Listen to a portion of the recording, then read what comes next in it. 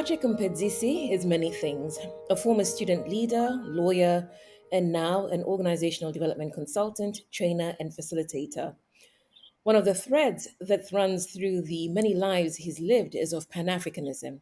He was one of the founders of the Pan African Youth Parliament, now known as the Africa Youth Trust. Patrick is my guest on this episode of Fearless. Hello and welcome, Patrick. Hey, Odek, how are you doing?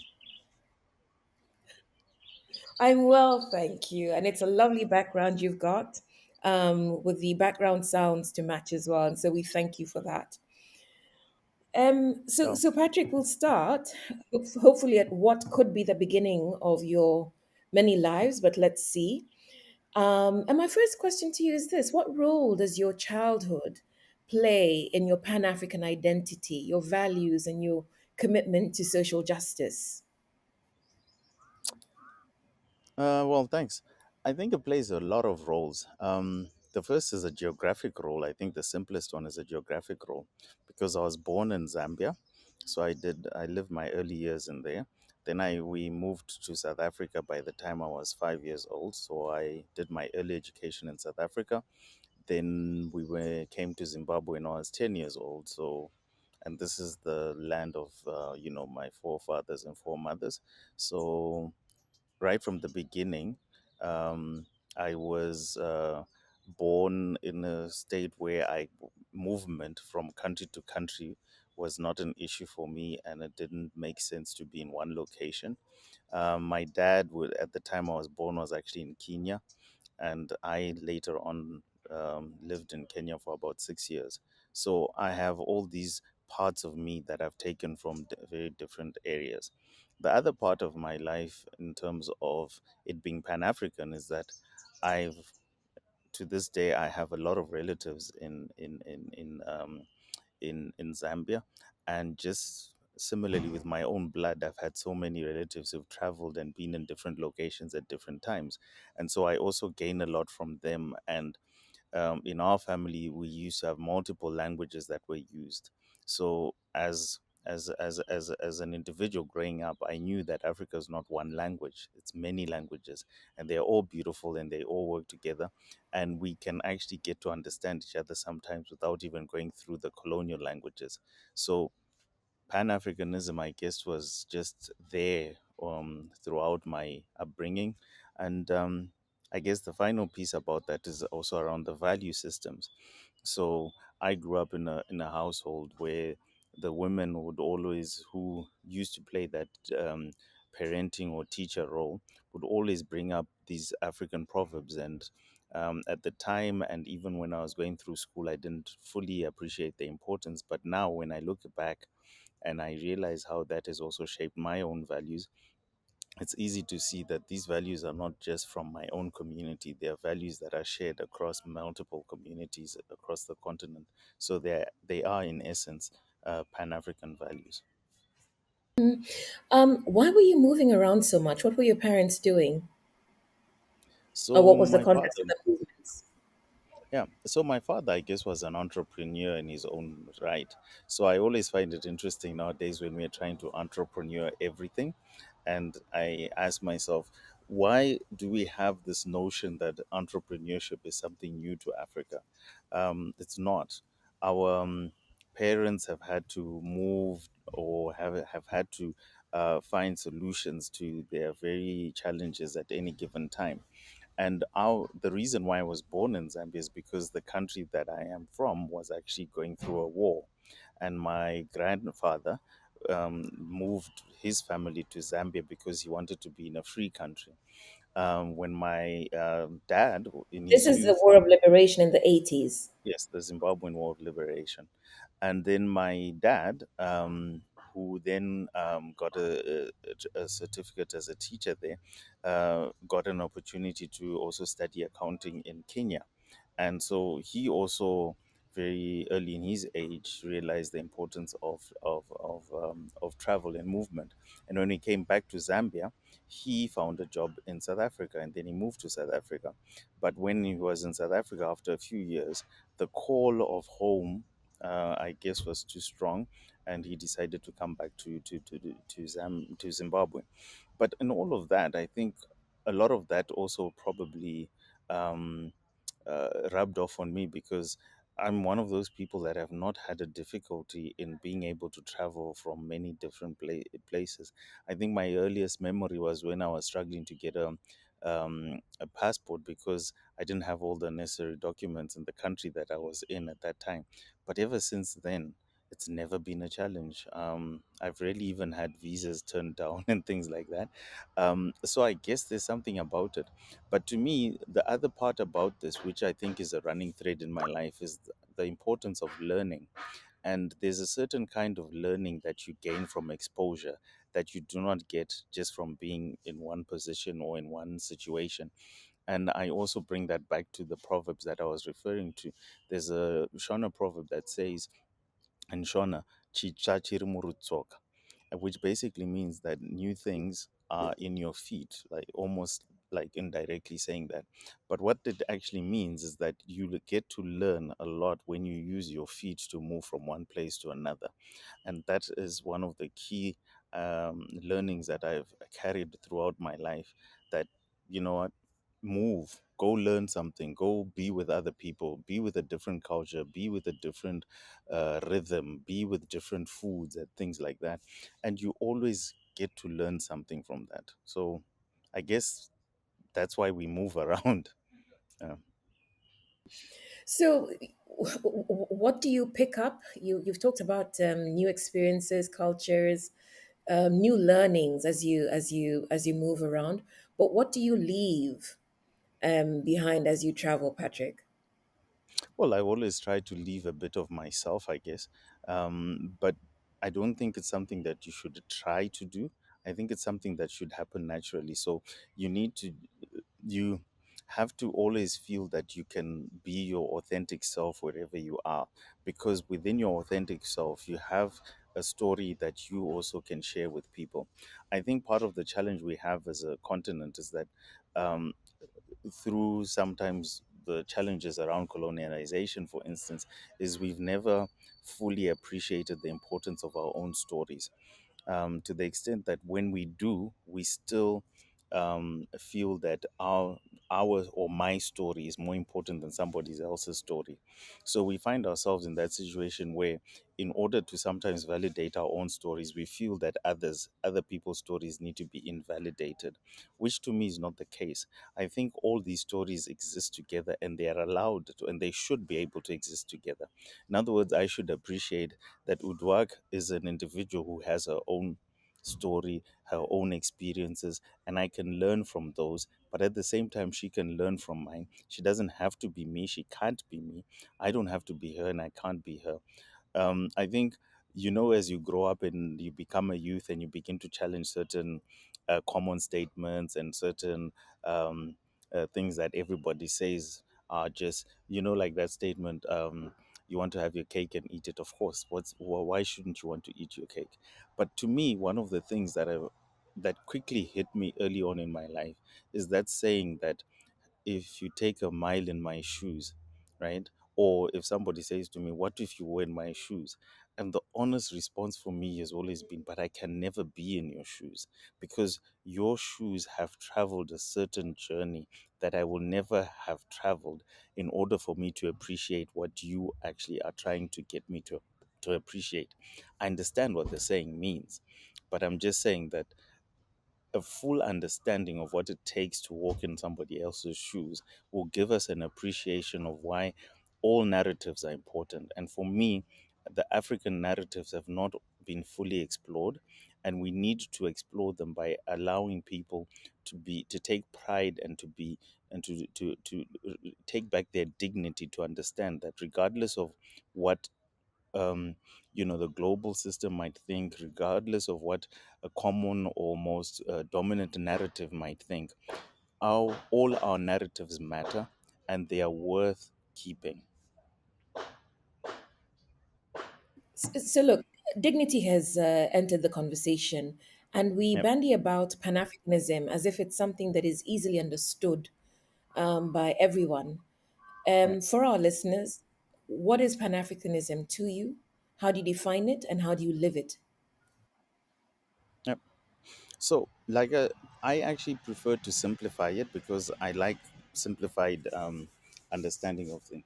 But it's essentially bringing up. It's a concept about bringing together Africans around, a common goal. And initially, this goal was around unifying the continent around fighting colonialism. But to me, it has to be broader than that because beyond colonialism, because firstly, we shouldn't be defining ourselves only through colonialism. I think as Africans, we already had a lot of systems in place, including trade systems, including security systems, etc., etc.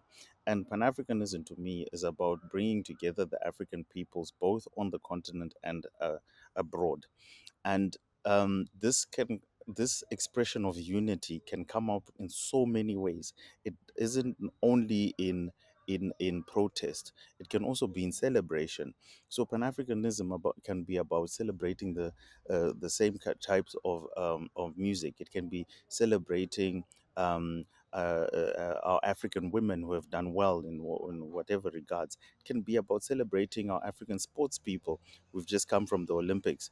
And it's something that is quite hearty when you see Zimbabweans who are celebrating a Botswana athlete who has just won the 200 meters.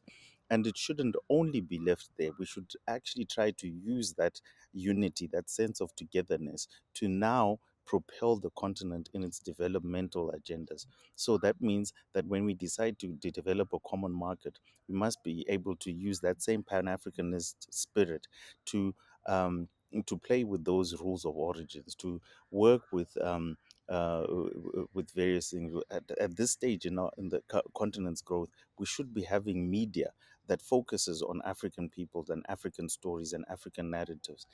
In other words, we should be having Pan-African media. So, um, Pan-Africanism to me is really about unifying African people around the causes that are important to them and around their developmental agendas. So, look, you are an activist. You've lived the life of an activist, first as a student leader. You've protested on the streets for Zimbabwe's democracy.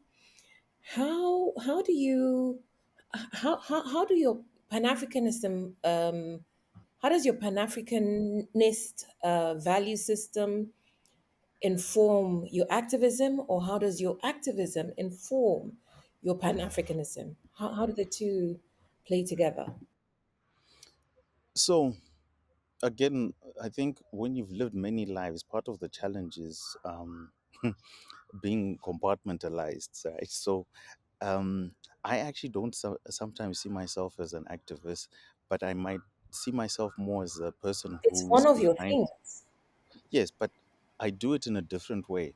So, you have a lot of activism of people who actually go to the streets, who actually lead, who actually prepare, invigorating speeches to get people moving.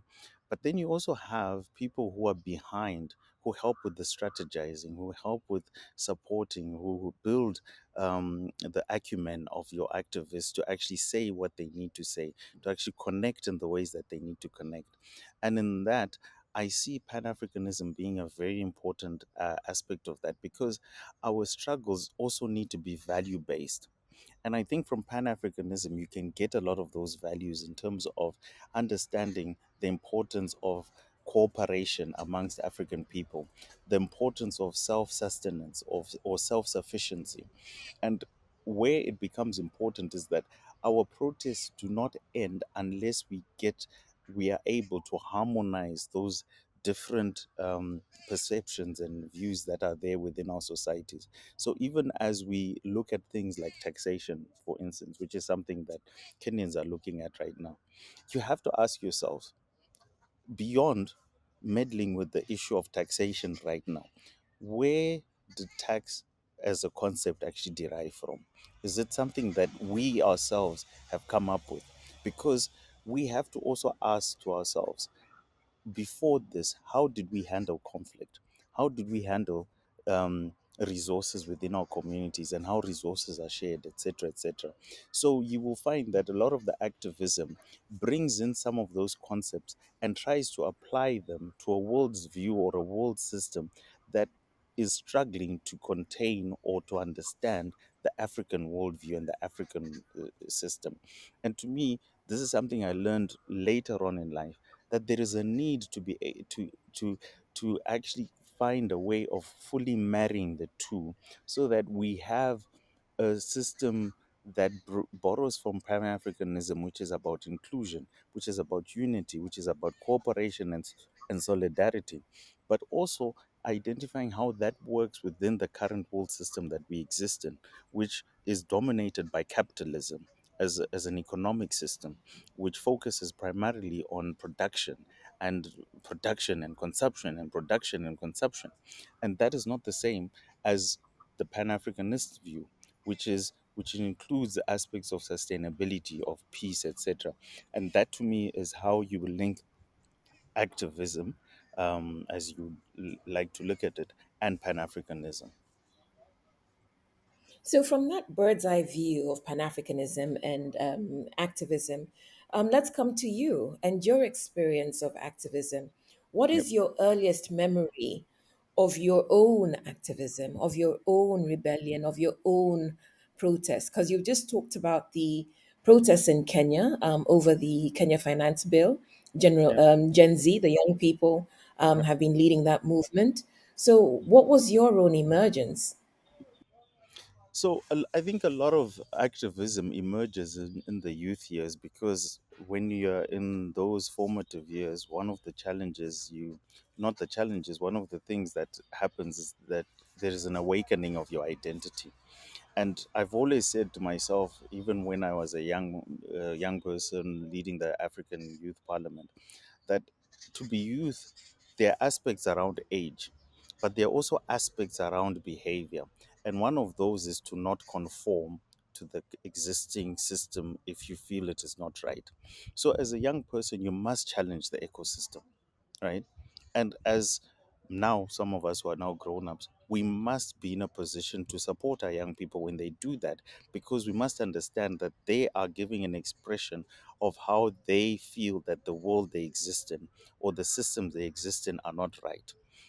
We all had an opportunity to do that, and some are doing that now, and we should do that. So as a young person, even in school, I had situations where I'd be asking whether even school rules in the way that they were set up made a lot of sense, right? Whether we were learning things that we enjoyed learning. So I remember when I did literature, we had to do English literature, Shakespeare to be specific, and I was very upset by the fact that I wasn't allowed to choose the books I wanted to do, because we did Antony and Cleopatra, which I found absolutely boring. And then we also did Merchant of Venice, which I found, wow, very interesting, but for a very different reason. Because when I was reading Merchant of Venice, I was wondering why everyone was against Shylock, right? Who had actually The moneylender. Yes, who had actually, um, in his own way, and using the laws of the Christians, because it's a issue around the Jews and the Christian, had a legal right to do what he wanted to do. And that right was taken away by an imposter pretending to be a judge. And it just really irked me that what kind of justice is this? Portia. And for for many years that book was actually defined as a comedy. I hear now it's actually defined as a tragic comedy, but similarly there were things in there. So in fact, let me go to the one phrase that I remember in that book that really hit me, where Shylock's daughter says something like, "Oh, what heinous crime it is in me to be ashamed to be my father's child." And for that book to continue and to allow her to maintain that sentiment on the basis that her father was considered within the society to not fit in, to me was a grave injustice, because we don't actually understand the importance of taking pride in who we are, in who our parents are, in who our grandfathers are, because it lends to our identity. Now there can be exceptions to to that, and there can be situations to that.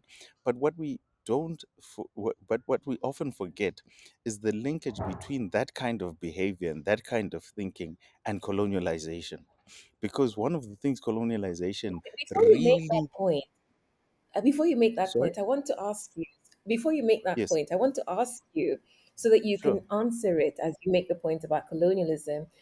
Isn't it yeah, to do also with the prevailing attitude towards money? And supposed avarice. Whether Shylock is a Jew or not is irrelevant. He's a money lender and he's seen to be lending heartlessly. You go to the Bible, and I know you've read the Bible. Matthew is a tax collector. hmm, Nicodemus is a tax collector, and all these yes, people are seen as being problematic until their supposed conversion. yeah. I'm throwing that to you so that you can respond. Thank you. Well, thanks for bringing it up. The most important thing you must understand in that is that values are not identity related. So it doesn't matter whether Shylock was a Jew or not. That should have been the least important aspect of this. Shylock is a father who also wanted to bring up his daughter in certain ways. Right. Now, if the system there allowed for Shylock to actually be a lender and impose interest on such lending, right, then you do not punish Shylock also by very unfair means. So we must not forget that the manner in which he was punished is that the person who was actually um, giving out the handing out the sentence or presiding over the case was actually not a lawyer, right? Now imagine in this day and age, if you went to court and then the judge who was there happened to be somebody wearing makeup and having changed who they were because the actual judge was there, that judgment would not stand either way, right from there, right? But when you go back to the issue of Shiloh, there is a certain aspect about, and I need you to get this very right. It's not about whether Shylock is a Jew or not. It's about this book celebrating that a child should be okay to be ashamed to be her father's child. And why do I bring this up? Because what one of the key things that colonialization did, and you can see this in the many countries where, particularly England colonized, including in Australia, one of the things that they did was to try to make sure that they re-engineered the thinking of our people. And the most effective way was of doing it was through the children, and the most heinous ways in which they did it was to actually separate the children from the parents and to remove them from the systems like the Aborigines did, the, Experienced the through indigenous residential peoples. schools. Yes. So even the schooling system, when you look at it, and this comes back to what I said right at the beginning, the importance of learning and understanding what learning does in the long run. So to me, that part hit me very early, and probably I can date my activism to then, because I knew that there was something wrong here, one way or the other. I took this into university. I was a law student. And as a law student, one of the things that you are actually tasked as a mark of honor is to question the current prevailing system.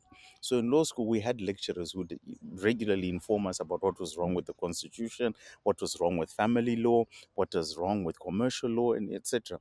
Now, why would you just learn law? Simply so that you can see everything that was wrong, right? But over the years, what then began to strike me more, and that was before our constitution was changed, was that we had a phrase right at the beginning of our constitution that said that the law of the land shall be the law of the Cape of Good Hope in 1893 or 94, I don't remember quite well, right? And what does that tell you? That tells you that our entire law was cut and paste. We literally cut and paste a legal system from an entirely different area, and then we started bringing in aspects of customary law, etc., etc. But we know in any argument that the moment you start, you set the reference point, Then we are starting from there. And the reference point was Roman Dutch law, British law, right? So already, and that I think led to a rebellious streak in me where I didn't even want to complete the law degree. Fortunately, I ended up doing so, but it already taught me that we are actually learning the wrong things, and somewhere, somehow, we are telling ourselves that there were no legal systems in the land that we exist in, which to me was absolutely wrong. One of the interesting things for me being in Europe at the moment is learning, if we go, for instance, back to Shakespeare and the Merchant of Venice, that part of the reason Shylock is the way he is that society only allows people like him, Jews, Mm, to work with money. He can't do anything else except mm, lend money. mm, And so he lends money best as he knows how. And even within that narrow confine of what he's allowed to do professionally, even that is taken away from him. And this is what we're talking about when we talk about, value systems and rebellion, but also responsible leadership. You and I are both responsible leaders from the BMW Foundation. And the mm. context of our conversation is courageous and transformative leadership. Yep. You are speaking to me as a grown up. We've Mm, talked about the emergence of young people and how nonconformity is part of the emergence, it's part of the growing up experience. yep. Think back to your youth, which I don't think is too long ago, Patrick. What were the You'll be seminal surprised. moments? What were the seminal moments of your activism? When have you strategized? What have you come up with? When have you actively come out in defiance? Um, Even for those people who are the brains behind protests, tell us about some of your seminal moments in the various movements you belong to. Whoa. Now, there's a lot to unpack. So, I mean, I still take pride in that I contributed to the current African Youth Charter actually being in place, right? I still take pride in supporting Kenyan youth in their participation in the African peer review mechanism. I still take pride in helping the Zimbabwe Election Support Network in its very early years in accessing the voters' roll. This was quite a big problem at that time, and you couldn't access it. And I recall going there with one of my brothers to the registrar's office and asking for the voters' roll. And this was actually quite funny because um, everybody kept on like, we need the voters roll, we need to check what's on the voters roll, who's not there, who's there. And you know how people are always talking about rigging, and then you also create an assumption of complete fear. And there were so many rumors that no, you can't get it, it belongs to this person. And we literally just walked into the registrar's office, um, whispered the right names to the right people, because we actually found out that a lot of the people in the registrar's office were from one totemic family. So we basically went from one office and one to the next office, just acknowledging the totem that was there. And we got the voters' roll. And it made me realize that sometimes we are actually afraid of doing things that are not actually that scary. Oh, and there's a proverb to actually match that sometimes we are afraid of something we see in the dark because we think that they are horns, and it might actually just be an owl with its funny ears. So sometimes you actually need to be brave and courageous enough to do those things. Similarly, I think um, over the years, and then also understanding systems and being able to maneuver within them. I remember as early as my high school, at some point I was at an SDA school. Now, if you know anything about SDAs in Africa, they actually take singing to another The level. Seventh Day Adventists. Yes, Seventh Day Adventists. So they take singing to a really high level, to the extent that you can actually be expelled from school for singing discord in church or whatever. And this is a true story, by the way. Me and my friends, we actually had a singing group, and one of my friends is now late, who was actually started us off on the wrong note, and we all sang in discord, and we were singing in front of the school, and the pastor was so upset with us, he threatened to expel us. And one of my other friends started sobbing, and as the pastor was, denouncing what we had just did, we literally walked out because my friend was crying. And so when we walked out, the pastor felt that this was now a real affront to the church, and he basically said that on Monday I'll make sure that these boys are expelled. And at that moment, it hit me, and I said to myself, well, he's the pastor, he's not the headmaster, he's not the senior master. So, how can he get us expelled? And what I basically did was think to myself, okay, if we were to be expelled, who would do it and how? And then I said to my friends, why don't we go to the senior master and then tell him that the pastor wants to get us expelled? And our understanding is that only you can start that process. So we don't understand what's going on. Basically, I appealed to his ego, and his immediate response was that, no, no, no, that cannot happen without me knowing.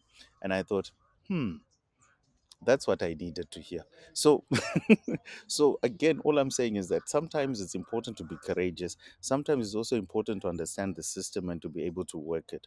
And sometimes you actually have to challenge the actual system.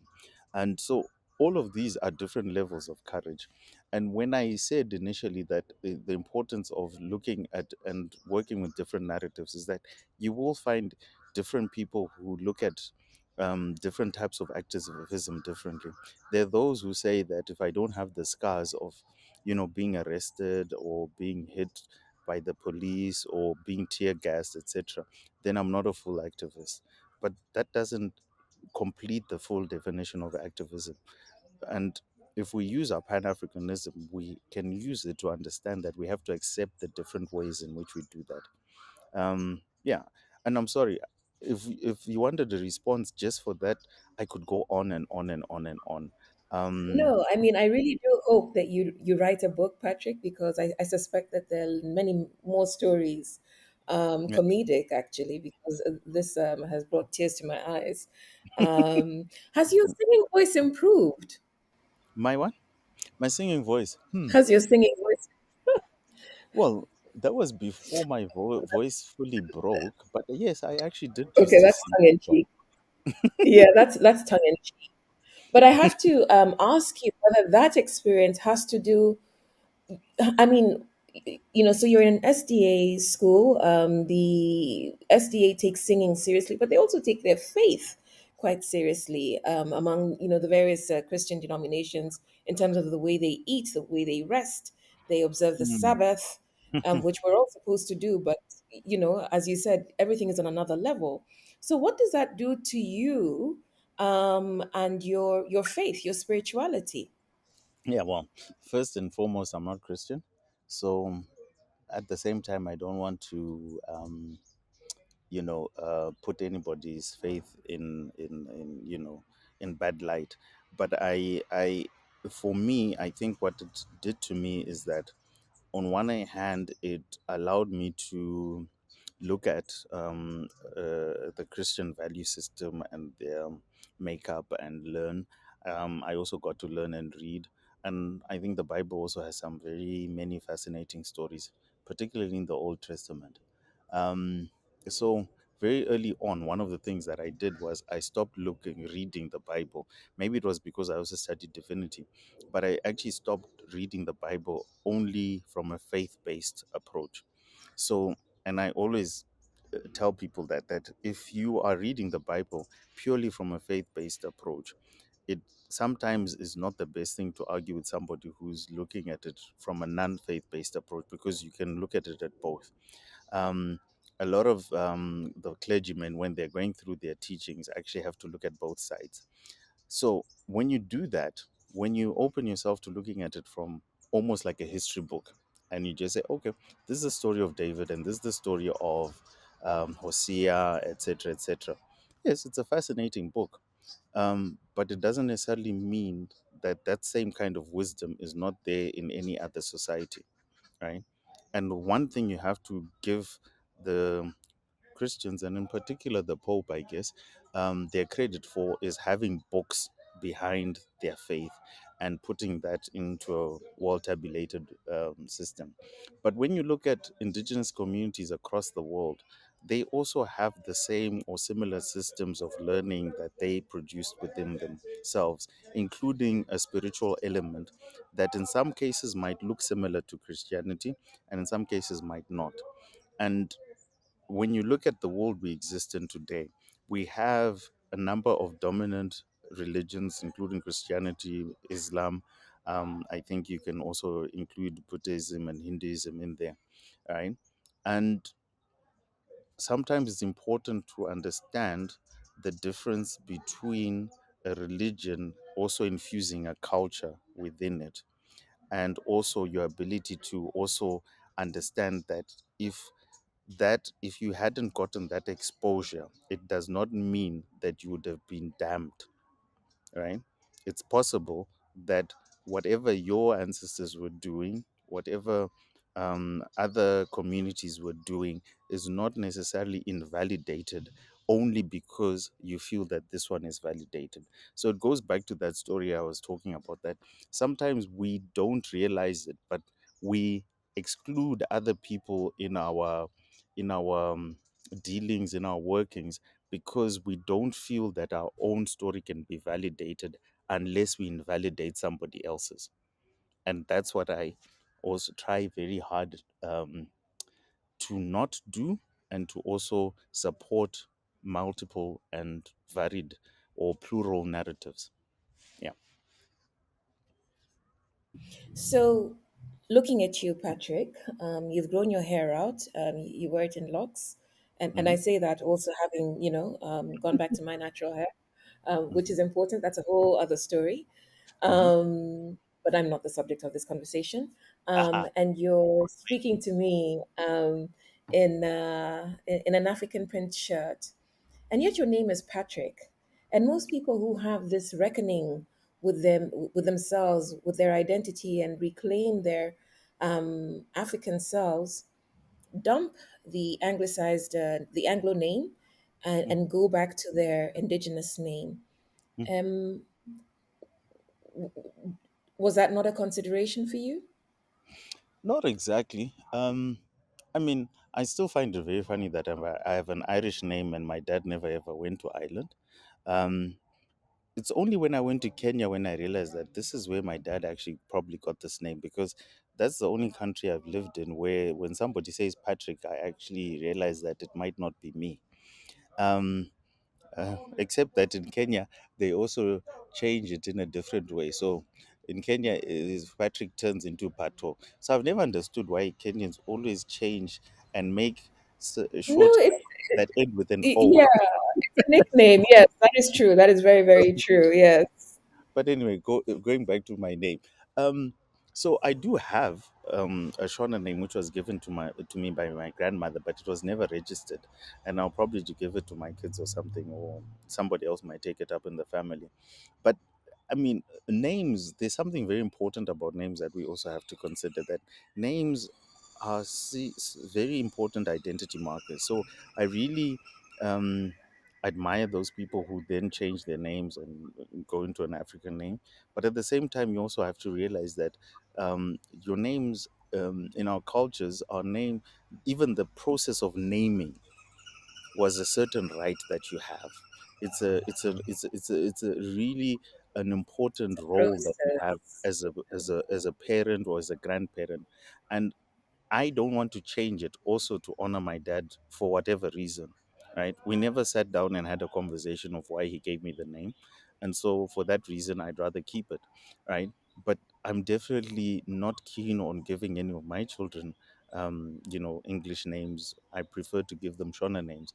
But names also tell you the period in which people are existing in at that time.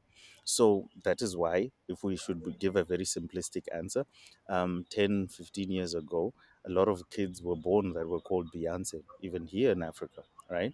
Because you had a megastar like that. So when you do that, you must also ask yourself then, if our parents gave us certain names at a certain period, why did they do so? And part of the reason why our peoples had to give, the European names is because of the trauma of colonialization. Some cases they were forced to do so. In some cases, they felt that our kids' best chance in society is if they actually have the name of the colonizer. So there's so many things to naming, and I think I just hope that as a continent we can become more and more aware of it and more conscious about why and how we name our kids, because that helps also to keep the stories of our people alive.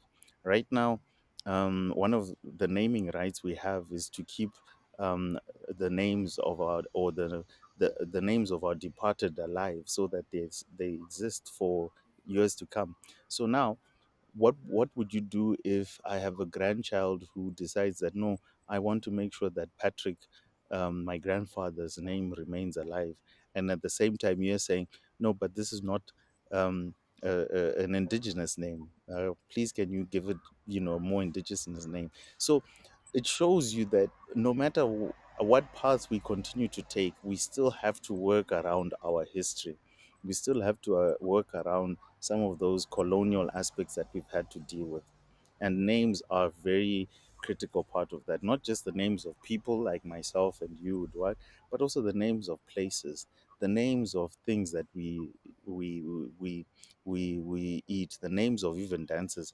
Just recently, I was actually in a discussion in a dance group where there's a dance that's here in Zimbabwe called Jerusalem. Right now, I'm not talking about the famous song. No, Okay, okay. this is a dance that has existed for the past almost 100 years now, and the name is actually not Jerusalem, right? Because it was given the name Jerusalem because it was an indigenous dance that was actually used like for war, or like a war cry, and the settlers didn't like that, but the natives had to find a way of continuously using it, and so they brought the dance into the churches, and then they started calling it Jerusalem just to sanitize it. And so you see, over time you actually change names because of circumstances that you're existing, so you can learn so much from names basically. I will share something with you. My first name, Uduak, is Nigerian, and my second name, Amimo, is Mm. Kenyan. And something that I typically would get, especially in Kenya and when I travel in the Western world, is, ooh, your name is so difficult. Don't you have an easier name? And you and I both know what easier means. Yeah. Um, and I sort of get twitchy when people ask me whether I don't have an easier name. Mm. I'm very particular about my name. But I'm sure you have a proverb for us around names. I'm Mm. putting you on the spot. I know that you love proverbs. I've seen your proverb collection, Mm. and it just seems an opportune moment to share some of the cultural context Mm. that you've so beautifully described around the names that we have and the stories that they carry. Mm. Is there a proverb? Well, you've got me on the spot for sure because I actually cannot see it, Okay. and I'm not so sure You can't why. see it. It's probably there because Mm. as you were speaking, I was thinking but of. you, but you've just given me a Well, challenge I now. mean, if you think about the Zimbabwean author, all right, and I look forward to it because think about the Zimbabwean author, No Violet Bulawayo, and her Yeah. first book. We need new names for this place. Yeah.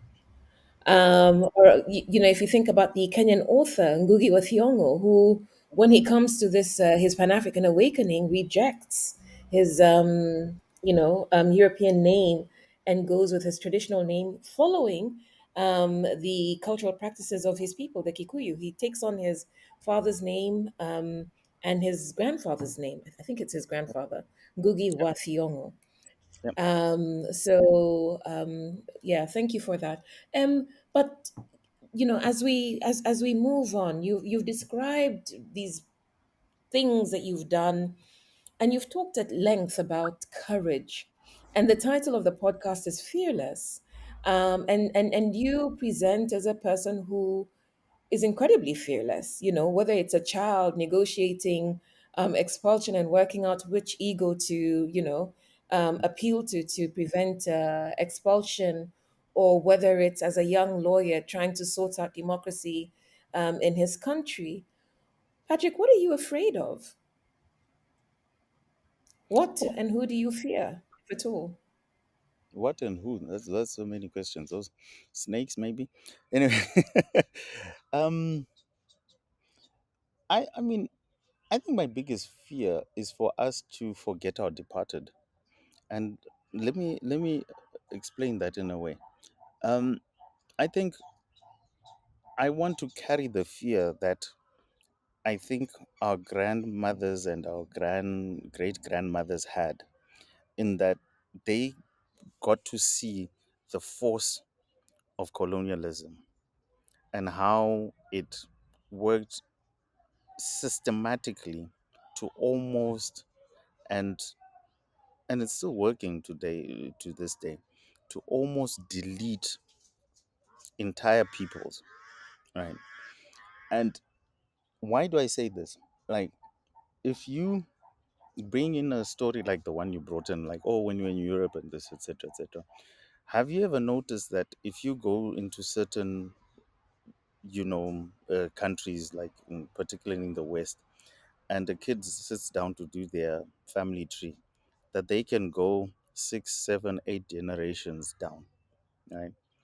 And you try doing that in Africa, and you find that a lot of people stop now probably at the fourth The or fifth fourth, yeah. And fourth, have you yeah. ever considered how sad that is sometimes, right? Because there was just this momentous shift where so many tactics were employed, including moving people from their lands, separating families, etc., etc., changing people's names, and you know, and in doing so, you often ask yourself that if you were to meet, even when I ask myself, like right now, how well I'm speaking in English, for example, that if I were to meet my great grandfather, would they recognize me as their child? And would I recognize them as my source of Okay. DNA? You know? Um, and we often don't see it, but sometimes we have become complicit in that process of deleting ourselves, like removing our identity. Identities always keep evolving, and our cultures have to evolve, etc. But you can still do it in a way in which you take ownership of it, and that you determine the course of those changes, of that evolution, and do it in a way that you continue to honor those that came before you. And because for me, I see my own existence as being in between my ancestors and my descendants. I'm part of that passage, right? And so I have to help create that linkage so that even when I'm gone, those who remain understand that they are coming from somewhere. And my last part about this is just to mention that, particularly when you're African, you have to understand that the ones before you made such huge sacrifices, including some that might appear as cowardice. But the fact that they managed to live and exist until they procreated and created somebody who is similar to you, or somebody who then gave birth to you, means that that part of existence on its own must be profoundly respected, because it is very possible that your line could have ended at any point in colonialization. So, that to me is one of the things that I fear, that at some point our misunderstanding of ourselves might allow us to continue the process of self deletion. As you speak, I'm reminded of the American Vice President Kamala Harris talking about her mom, reminding her that you didn't just fall out of a coconut tree. Yep, you didn't. Um,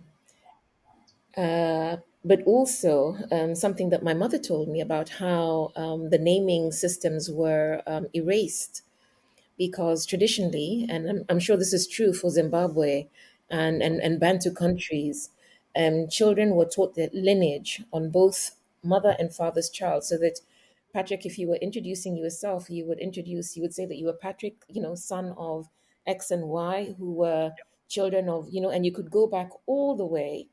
And when Yeah. colonialism was introduced and European names were forced on us, Yep. that that method of introduction, which told you that, you're a relative or you're not, or we're connected in some way, or not. Think about when our elders are with people and you say, "Oh, my name is X and Y." Oh, which one? Was it the one from over the, Yeah. so yes, you're quite right about, not just the naming, but the practices and the Yep. knowledge that is lost, with some of these things. Mm. So, Patrick, the work that you have set out for yourself, whether it's in terms of amplifying and pushing forward Pan Africanist values, whether it's in change making, facilitation, systemic transformation, that is not easy. It faces a lot of resistance, both in form and in content.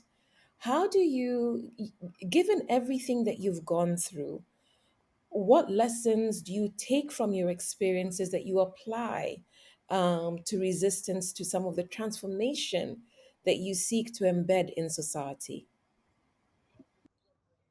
Well, there's so many lessons. I think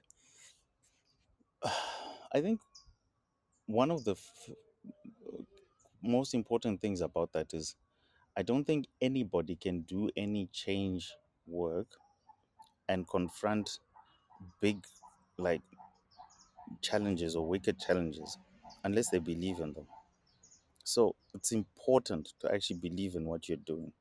Don't just do it for the sake of it. Don't do it for monetary gain. Don't do it for recognition. Have something that inspires you to do that, that is beyond those simpler things, right? A lot of people can get that inspiration through their families. A lot of people can get that through different ways. And I think one of the aspects of courage that I think still escapes us as continents, as communities, as nations is that we do have a lot of people who want to be rich in, the capitalistic terms. But I don't think we have enough people who want to be great. And there's a difference because when you think of being great, you think of creating things that last long beyond when you're gone. You think of creating things that benefit a larger ecosystem than your own. You think about um, various principles and values like sustainability, self-sufficiency, um, generosity, gratitude, and some of the finer things, you know. Um, and if you don't do that, some of the connections you make, some of the relationships you make, will also lack that richness, and then it becomes difficult to sustain a struggle like the one that you're referring to, whether it is a purely activist struggle or it is something where you're trying to change a system, etc. You definitely need courage, but more and more I also think that you also need to understand the importance of learning, right? And how to keep learning and continue learning, um, because it's such an underrated thing sometimes, because when we talk about learning we quickly think about systems and we say, okay, when you go to school, when you get a PhD, when you get this, when you write a book, and when you read multiple forms of books. And sometimes what I take from it is that we've also left the definition of learning captured by our Western counterparts, and we also forget that some of the learnings that we did within our own societies were from experience, right? And so when you start hearing, when I do facilitation, and when you start hearing people talking about experiential learning, and you suddenly think, wow, this is a very new term from the north or from the west. Oh no, this is what we've been doing for centuries. We didn't write books, right? We shared different learnings at the campfire. We wrote, in our case, we used to have rock paintings that were left behind. Um, we told stories of different things. We shared proverbs. The example you gave of, you know, understanding your lineage as you introduce yourself. These are all learnings and getting to understand. And in some cases, that lineage would talk not only about who that person was, but what they did for the community, what they did for their society, or what they did for their family. And that gives you inspiration to do something similar or even better. And to me, that's how you differentiate um, the where somebody wants to go, like what is their motivation. And if it is to be great, I want to see a lot more Africans reaching out for greatness, not just for richness. That's incredibly profound, Patrick. And we're coming to the end of this, but as we begin to close, could you share with us the story of yourself, a plane, and Libya? Why did I think? Why did I feel like I would escape that one? You just really did No, want that one to go away, right? I told you, no, not at I all. have, I have so many stories from my um, years, and I feel like there's so many that are still going on even today. I mean, I could tell you about somebody who came and spent a weekend in our house and almost got left by a flight and decided that he was never going to leave because he was having so much fun. And to this day, no one in our house, who actually stayed in that house, remembers his name. We just remember him as the Mauritian guy because he was from Mauritius. Um, I could tell you about the time when we hosted. So we had this place in Kenya where me and a few friends of mine were staying. So it was like a three-bedroom apartment, and there were three of us, and we were young, and we would. I think we were probably the pioneers in wellness because we had a place where if anybody who was youth and was one of our friends just wanted to come and chill, they could just easily do that. And more often than not, that place would easily just become a party if more than 4 or 5 people come to chill, then suddenly you have a party. But anyway, during the time I was the coordinator of the African Youth Parliament, um, if you recall, there was a grand debate that was going on in the African Union, where one side of the African Union was rooting for United States of Africa, and the other side was rooting for a gradual movement towards unification. So this is the serious part about all of this. And this wasn't a new debate. It was a debate even at the formation of the Organization of African Unity, but it gathered steam around 2006, 2007, and it was a grand debate. And on the side of the United States of Africa was Gaddafi, and he was like, no, the problem with our continent is that we are so divided, so we cannot have a common approach, and the cure for this is that we just have one country from Cape to Cairo, etc., etc. Obviously that did not ring well with many people because our nationalism is now even stronger than it was when we were colonized, if you ask me. And so Gaddafi did this tour of the continent where he actually went down all the way from Tripoli down to South Africa by road, which again is quite something. So the guy was a bit eccentric, to be honest. But as part of trying to gain support for that, he organized a meeting where he invited what he called the African civil society. So he wanted to start an organization for African women and African youth, and that he would end up being the head of the party. Now, with all the riches that he ordered a number of planes to bring in youth from across the continent. And for some reason, they got to know about the African Youth Parliament, and they asked us for all our networks, etc. And this, I mean, we were youth then and we were totally fearless. I mean, there's things that I did then that I probably wouldn't do now. And it's not that I regret it. No, I'm just like, wow, that was actually me. And so when we sent the details, we actually didn't know how serious this was. And within 2 days, they the Libyan authorities had contacted everyone in the list, and we had a huge database of youth across the globe. And he or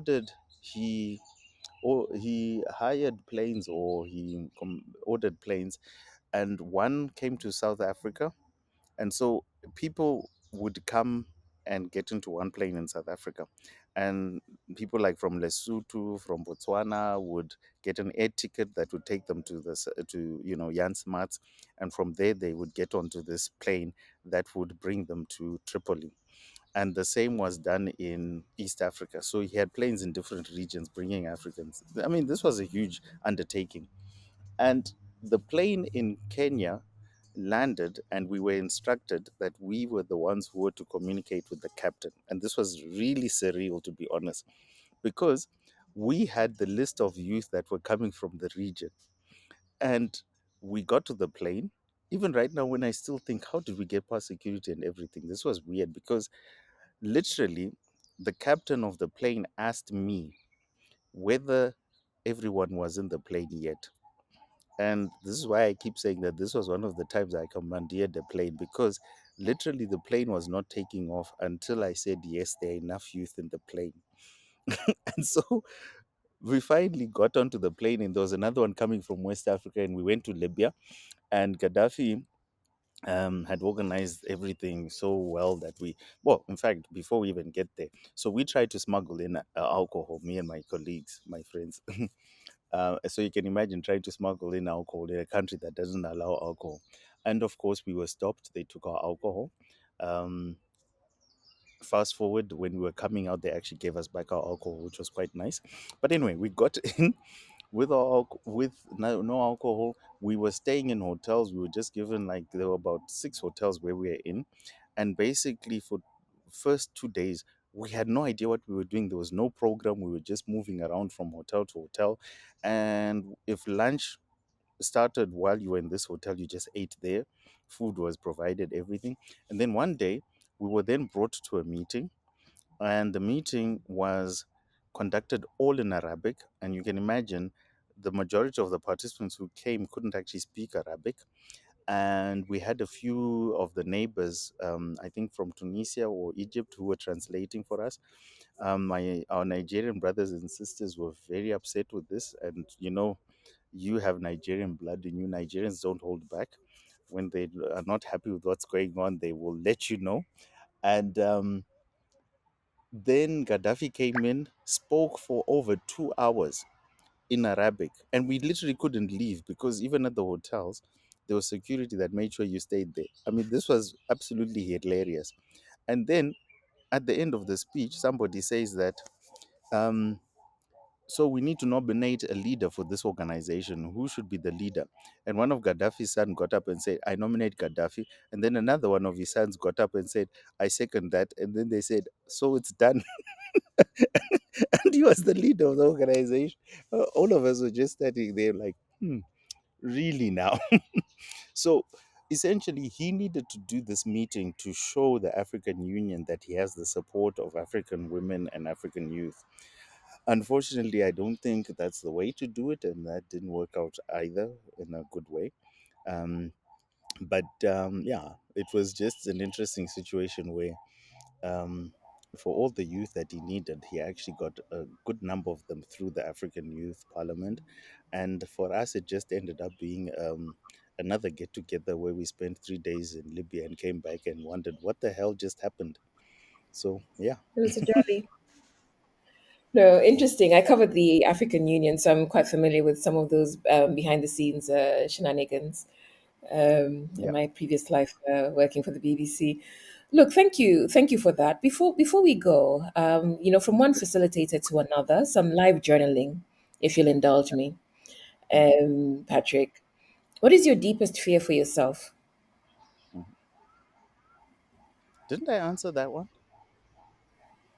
Not quite. You're afraid that we lose connection with those who have gone past. You talked about being the bridge between Yeah. your ancestors and your descendants. But I ask the question again because sometimes we can have other things lurking within us as individuals.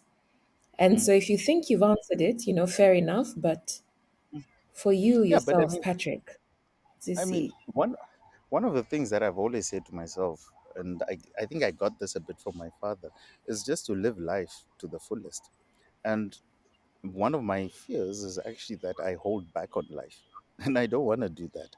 I mean, I don't think our lives are only better when we have the resources to make them better. I think there's so many things that are important in our lives to make them better. That is, for things that matter, you give your best, right? For things that you have to do them, but find some some inspiration or motivation or value or purpose in doing them. And yeah, just wake up with no regrets. So, in other words, make your decisions on what you do today based on whether you'll regret it tomorrow or not. And if you won't, then by all means, go ahead. what is your deepest fear for the world, Patrick? That we don't learn, right? And that's not just for those of us who are in the more oppressed part of the world, but also for those who are in the parts of the world that seem to be oppressing others. That at some point you must learn from our past. We must learn from what we've tried and failed before.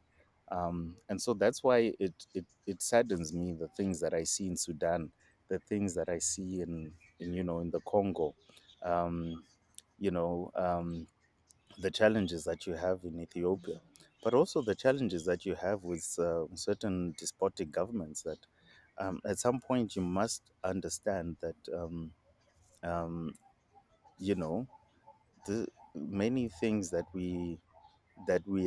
are happening today have happened before, and there are lessons that we can take from that.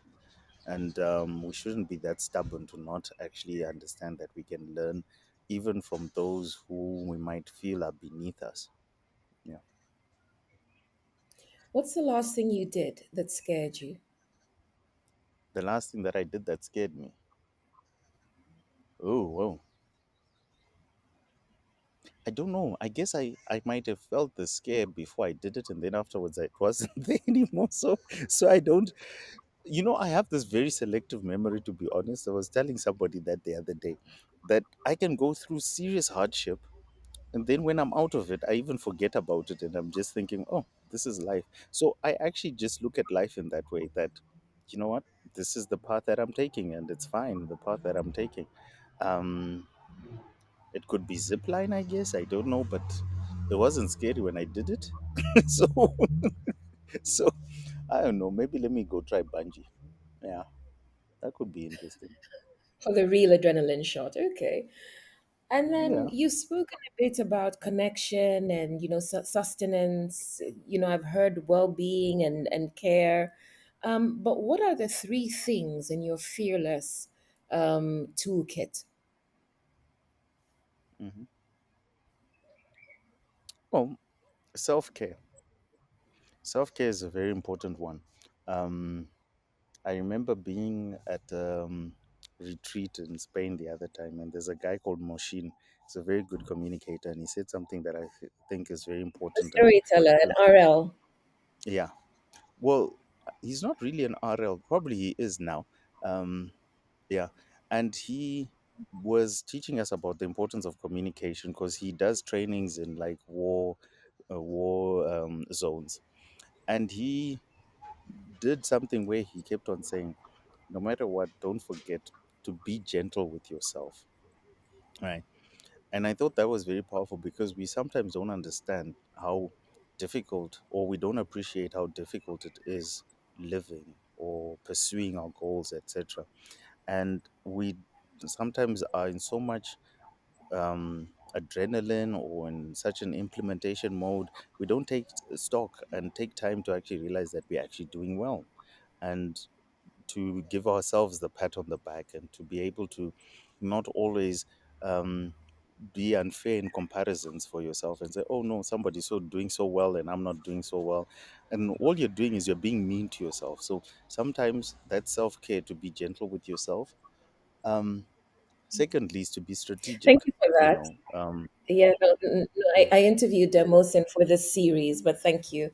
Go ahead, being yeah, strategic. yes. So the other thing is to be strategic, um, um, and to actually think about why you do certain things. It's important to live life, yes, but life is really about so many small decision making processes that you're doing. Yes, some of it becomes part of your system when you wake up, what you eat, etc., etc. But also be strategic and take time to think of why do you want to do this now, and what will you do tomorrow, and what you know. Um, Even with the little that you have, you can still be strategic and think about how do you. So when you look about things like self-sustenance, that's what we're talking about. Um, Aspects of savings, that's not a new phenomenon in Africa. I mean, we have foods that we used to dry and to keep in different ways, which shows you that even before colonialization, there were aspects around saving, around keeping something for the dry season, for, when things are not going so well. So if they understood that, we should be ashamed of ourselves to not do that. And then, um, what would be the third thing? Because you asked for three, right? Um, a third thing for me, I think, would be to show gratitude to your fellow human beings. And I say that because I think that's one of the first lessons we are taught in our African cultures. When you actually look at the lessons that you've learned and you've remembered over time, you'll probably remember that as a young kid, as a toddler just learning to grow, one of the things your parents did was they taught you to say thank you when you are given something. And I think that's a very powerful lesson to know. And in our African cultures, the thank you is not just a word, it's an expression, it's an act. Um, and when you look at it, you say thank you, and you actually do an act that shows that, your gratitude. And I think that's important to actually note, because the concept of gratitude, I think, is not the same in other societies. But with indigenous communities, if you know it's an act, it's basically telling you that when you're being grateful or showing gratitude, you do it by an action, right? And so when you show gratitude, you open up a lot more values from the person in which you're showing gratitude to. So yeah, I think that's how I would put it. And again, because it's such a positive value, and when you're in the world of activism, you're just thinking of, oh, I'm fighting this system and I'm fighting that system and I want to break this down. And sometimes you forget that you can also show gratitude, just show thankfulness for certain things. In fact, I always laugh at this thing that, America has Thanksgiving as a day, and now that I'm rearing turkeys, I'm going to be looking for some Americans to sell some turkeys to around Thanksgiving. But in our Shona custom, we actually have a whole month for thank you. It's not a day, it's a whole month. And that month is right in the middle of the rainy season. So it gives you all the opportunities to show your thankfulness. Yeah. Patrick Mpedsizi, thank you so much. It's been such a joy and a pleasure to talk to you. I am grateful for your time, for your sharing of your experiences and your wisdom with us on Fearless. Thank you so very much. No, thank you. Thank you for your time also. And I still have no idea why you chose me, but I'll be thankful for it. And like I said, there's just so many stories. Yeah. And I don't even And want to that's start why by I saying, chose you because there's so much. You have so much to offer our listeners. Thank you, Patrick. all right, thank you so much. And yeah, until then.